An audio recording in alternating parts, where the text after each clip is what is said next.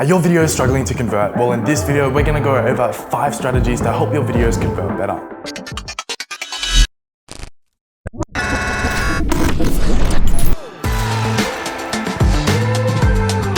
Number 1 is your thumbnail. Thumbnails are the first thing people see before they decide to click on your video. It's really important that you have the most interesting and eye-catching thumbnail possible. So if you don't have a good thumbnail, chances are people aren't even gonna click on your video anyway.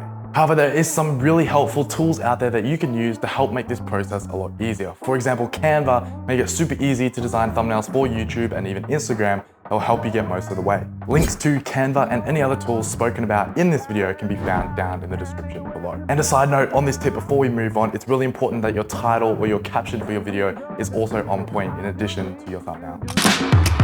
Let's move.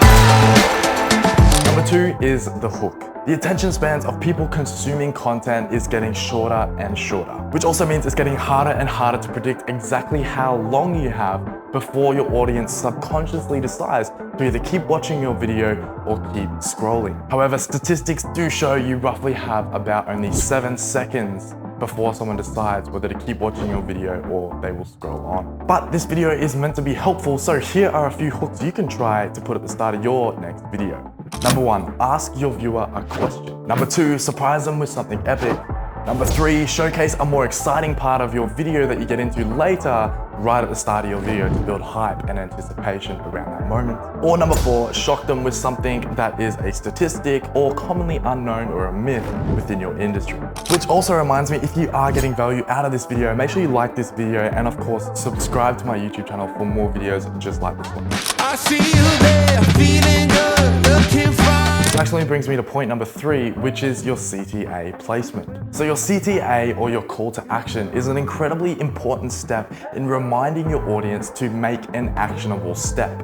Whether that could be liking this video, subscribing, following you on social media, or signing up for anything down in the description below, whatever other call to action you would like them to do. However, there was a really interesting study that occurred recently where they got a bunch of creators and placed the call to action throughout different points of the video to see which one is the most effective and successful. So they placed call to actions then at the beginning of the video, within the middle of a video, and towards the end of a video. And although the ending of a video is the most common time people tend to put their call to action, if you watch 80% of videos, they're often in the end part of the video, their call to action. But believe it or not, this wasn't the most successful. The best converting and optimized and successful call to actions were actually placed throughout the middle of the video.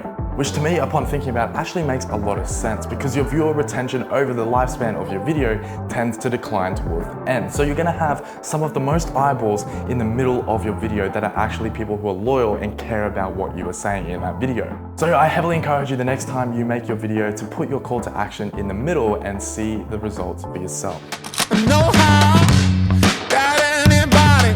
Keep straight to the point.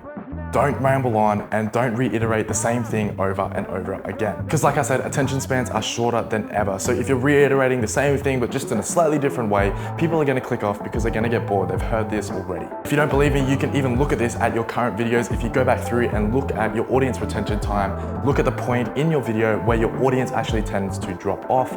And that is a point where you probably should have tweaked or changed the video because they are no longer interested about what you are saying. So there is a little trick. Go back through, watch your audience retention rate, see where the drop off is and fix those tweaks. This is literally a tool that people like Mr. Beast and some of the other biggest YouTubers in the world use to see how they can improve and optimize their videos for best performance. So if you're already using this tool, well done. And if you just heard about this tool in this video, well, you're welcome. And last but not least is of course number 5.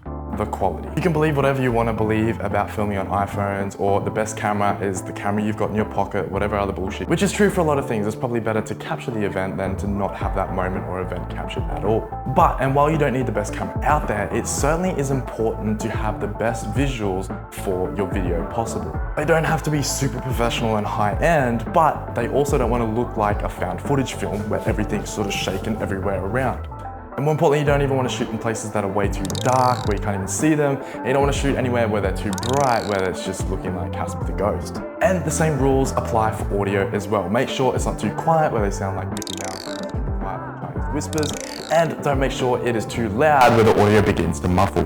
And a bonus tip about the audio, make sure your audio is at a good recording level. Make sure that you're not recording in a space that has a lot of echo around it, because the last thing you want is your voice to be echoing all over the place. And there you have it, 5 strategies to help improve your video conversion rate. If you like these, make sure, again, you like this video, subscribe, and until next time, stay golden.